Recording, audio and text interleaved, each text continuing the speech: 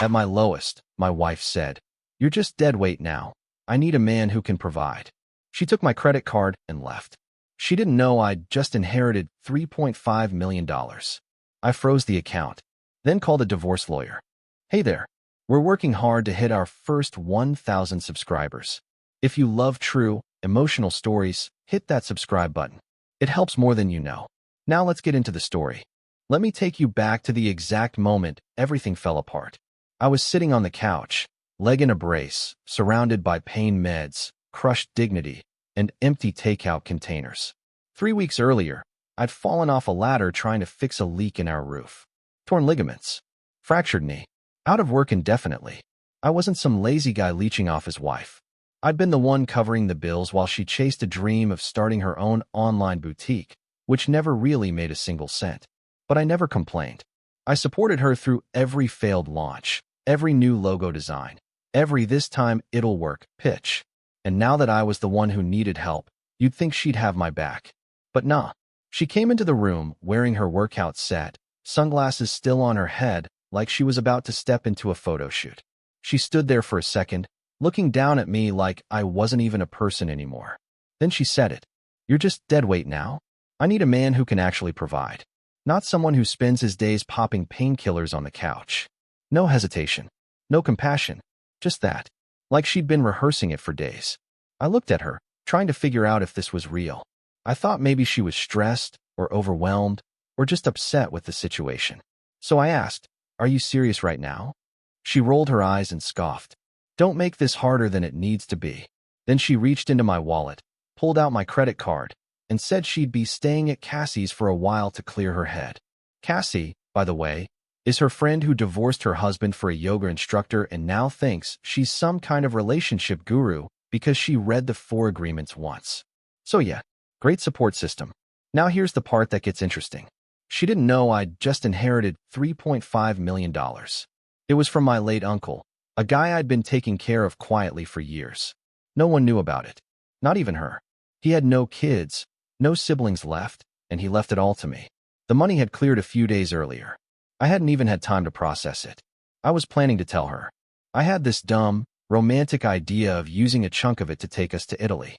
She always dreamed of going, and I thought, hey, maybe this whole accident was the universe's way of slowing me down and letting us reconnect. But after that moment, after she called me dead weight, any warmth I had left evaporated. I didn't raise my voice. I didn't cry. I didn't even flinch when she walked out. I just picked up my phone, opened my banking app, and froze the card. Then I called a lawyer, the best one I could find, and I told him, "Let's make this clean, but let's make it fast." What she didn't know is that by the time she packed her overnight bag, the world around her had already changed. But I was just getting started. It had been 5 days. No texts, no calls, not even a "how are you feeling" from the woman who used to claim I was her rock. I wasn't surprised. I figured she'd spend the first few days blowing through my credit card on wine nights and spa visits with Cassie, telling anyone who would listen that she'd finally broken free from her broken husband. But see, what she didn't realize was that card she took. It was as dead as our marriage. I'd frozen the account within minutes of her walking out that door, transferred all my funds to a new private account, changed every password, shut down every joint access. The house, legally in my name. The car she drove? Mine. Even the phone plan. Guess who was the primary account holder? The moment I left that lawyer's office, I didn't just get a divorce packet. I got control. Quiet, calculated control. And I wasn't rushing anything. I was going to do this the way she did, cold and clean. She came back on a Tuesday afternoon. I heard the engine of my car pulling into the driveway. I was sitting at the kitchen table, sipping coffee, leg propped up, watching the security camera feed on my laptop. There she was, wearing a new jacket, dragging a designer overnight bag behind her like some victorious queen returning from exile. She walked up the front steps confidently, key in hand. Then she tried the lock. Click. Nothing. She paused, jiggled it again. Nothing. I watched her on the screen as she leaned in, confused, knocking on the door like maybe the deadbolt was just stuck. I didn't move. She pulled out her phone, started calling. Blocked. I sipped my coffee. 3 minutes passed before she started knocking harder, then yelling, "Babe? Seriously? Open the door." She stood there, looking around like the moment would somehow reset. Like this was all some overdramatic joke I was playing, and I'd come sweeping out with open arms. I didn't. Instead, I messaged the lawyer and said, she tried to come back. Let's move forward with the filing. That night, I slept better than I had in weeks. No tension, no second guessing, no more playing emotional janitor for someone who had already thrown me out like trash. The next morning, I checked her Instagram. She'd posted a photo from the car with the caption, "New beginnings. Time to level up." The comments were full of heart emojis, and "You go girl." But I saw it for what it was, panic masked as power. What she didn't realize yet was that the rope she thought she was climbing, I'd already burned it. And trust me, she was about to fall hard. 2 days after her failed homecoming, I got an email. Subject line, "We need to talk. I miss you." I didn't even have to open it to know what it said. But I did anyway, just to see what kind of performance she was putting on. It was textbook damage control. "I'm sorry for what I said. I was overwhelmed, and I let my emotions get the best of me. You've always been there for me, and I see that now. I just want to come home and fix things." Then she tacked on, "P.S. My card isn't working. Do you mind checking if the bank messed something up?" Right. Because it was definitely the bank's fault. Not the fact that I shut the whole thing down the second she walked out. What really killed me was that it wasn't even a good lie. She didn't ask how I was doing. Didn't mention the injury. Didn't reference the years we spent building a life. She skipped right to the part where she needed access again. It wasn't an apology. It was a fishing expedition. So I stayed quiet. She must have expected me to fold, because 48 hours later, she pulled a stunt. I got a call from the insurance company, of all places. Apparently, someone had tried to update the ownership info on the car, my car. She had walked into a branch and tried to switch the title over, claiming I'd agreed to gift it to her. The rep was polite, but firm. "We just wanted to verify since your name is still on everything." Oh, I verified all right. After the call, I texted the lawyer. "She's trying to take the car. Can we include this in the filing?" But the best part? I checked our shared Google account, forgot we were still linked. And guess what I found? Screenshots she'd taken of DMs between her and some guy named Brian. Apparently, Brian wasn't just a friend. He was someone she'd been talking to for weeks, maybe months. The tone was way past casual. They had plans, jokes, even little pet names. One message read, "He's sweet, but just too safe, you know? I need more. Someone with ambition." Another one, "He won't even know what hit him. Once I get back in the house, I'll figure it out." I just sat there, staring at the screen. She hadn't just moved on emotionally, she'd planned this. Leaving me, testing the waters with someone else, then trying to claw her way back in when it didn't go as planned. Only problem? She didn't expect I'd see behind the curtain. So I printed everything. Every message. Every screenshot. Every lie. I handed it all to my lawyer and said, "Use this however you want." That was the moment I stopped playing defense. She thought I was some sad, injured guy who'd roll over and beg for her to come back. What she didn't realize, I was just getting warmed up. She still thought she had the upper hand, even after getting locked out, even after the car title stunt, even after I ignored every one of her guilt-drenched emails. That was the thing about her. She didn't believe consequences were real until they were standing right in front of her, looking her dead in the eye. So I gave her that chance. See, she and I used to attend this monthly dinner party. Nothing too fancy, just a group of old college friends who'd kept in touch, rotating who hosted each time. It was our thing. The only time we ever really acted like a team. She loved those nights because it gave her a stage. She'd always wear something flashy and play the perfect couple with me in front of everyone, especially the other wives. After we split, I assumed she'd lay low, avoid the group. But nope. I got a group text the day before the next dinner. "Hey everyone, excited to host tomorrow night. Can't wait to see all your beautiful faces, 2 hearts." It was her number. My first instinct was to bail. No drama, no awkwardness, just skip it. But something in me clicked.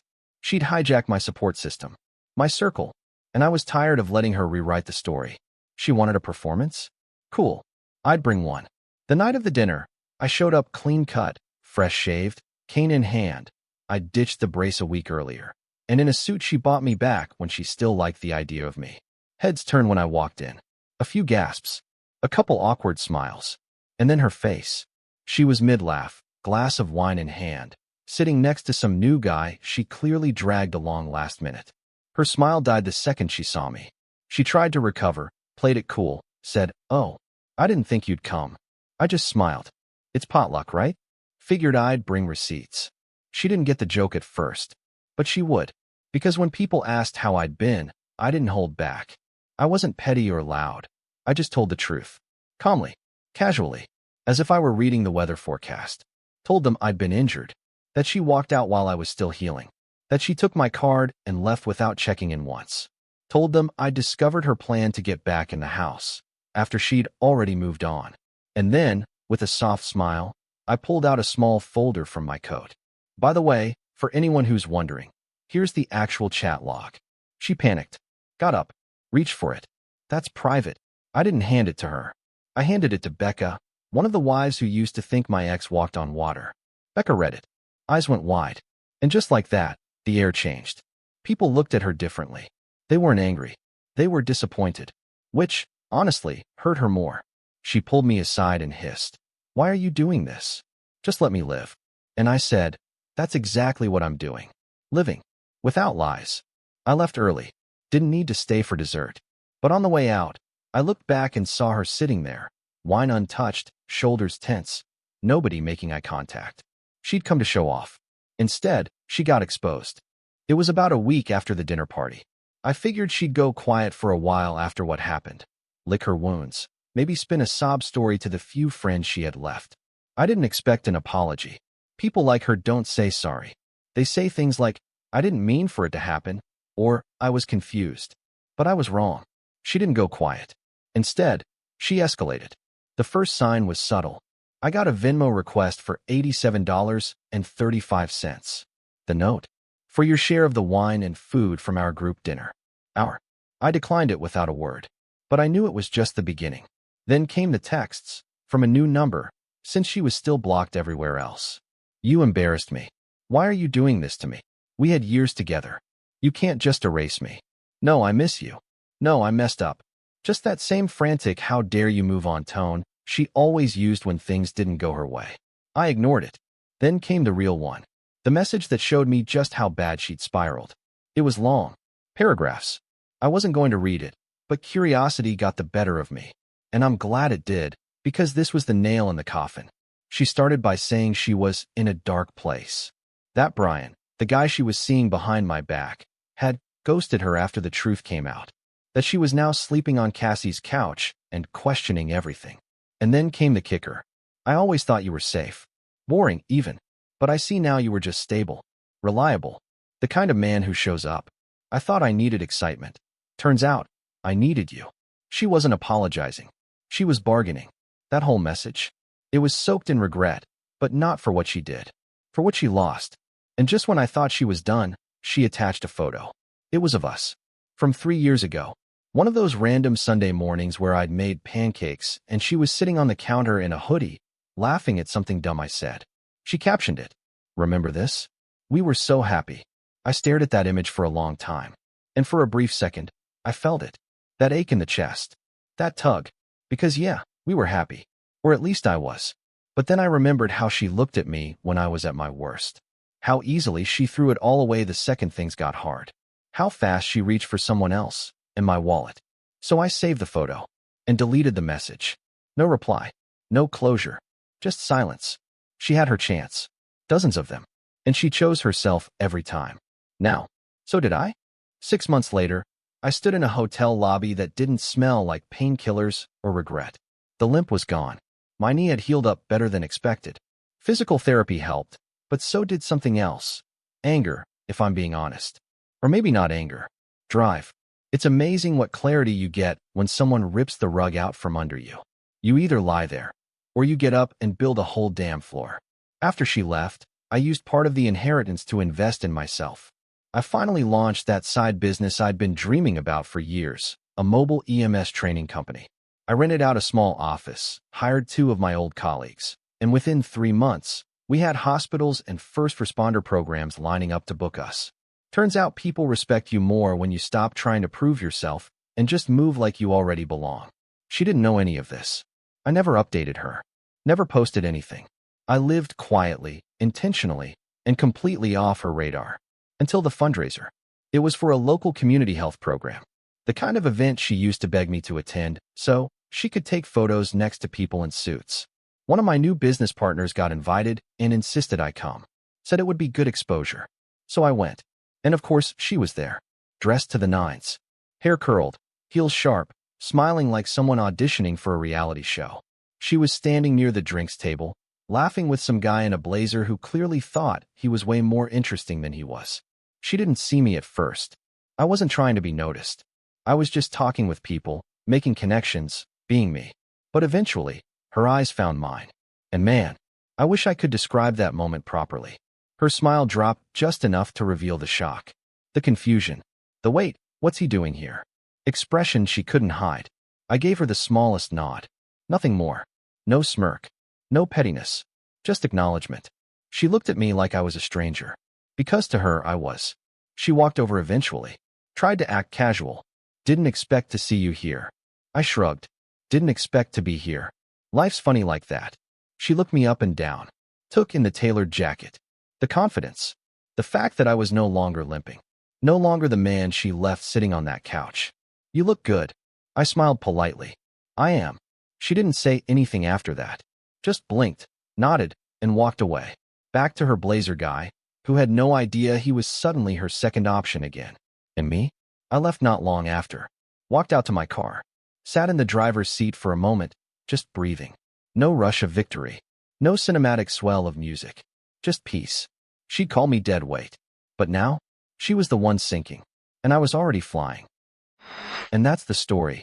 If you're still here, that means you're one of us. So go ahead, hit that subscribe button. I drop new chaos every single day. And trust me, tomorrow's story, it's even worse than this one.